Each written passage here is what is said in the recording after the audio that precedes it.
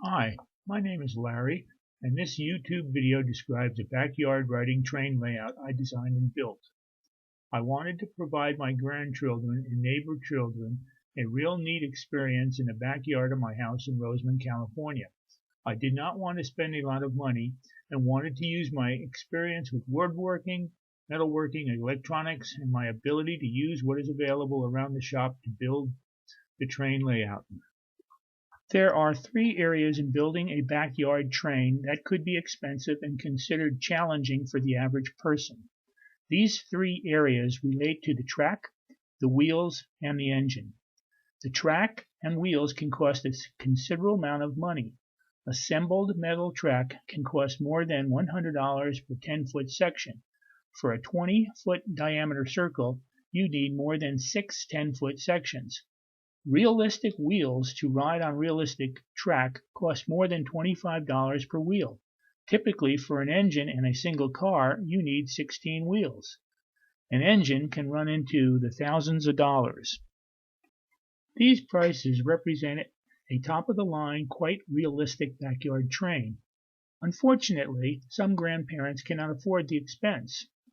The train I show here can be built for less than $1,000 by anyone with good mechanical ability. See how I solve the track, wheel, and engine challenges in a fairly inexpensive and unique way. I think you will find the following description of my project interesting and doable. To keep expenses down, I used electrical PVC conduit for the rails and 2x4s for the ties. My experience with this type of track was discouraging in the beginning because I did not understand the factors that affected derailment. However, after working with the track for a while, I found that the problem was easy to reduce with careful design and installation. The 20-foot diameter circle required 90 ties, 12 rails, and 120 bolts. Buying small replica train wheels can be very expensive. I use wheels from casters with aluminum discs attached as flanges. The flange size and flange edge shape is critical. The mounting of the wheels to the axle required some design work. The axle is rotated with the chain sprocket, which then rotates the wheels. There is a lot of torque transferred through the axle from the sprocket to the wheel. These connections must be made very secure. I use motors from car seats and automatic windows.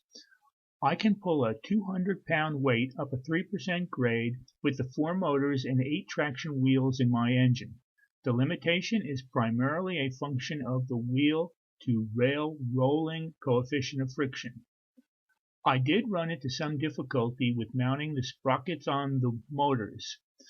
Different motors have different shaft configurations, and they all do not lend themselves to mounting the sprockets. You may have to get several motors to find the right shaft to sprocket match. Motors are wired in parallel to a control panel in the train body. The panel allows a selection of train speed, only fast and slow, 24 or 12 volts, and direction. A lockout prevents changing direction when the train is still moving.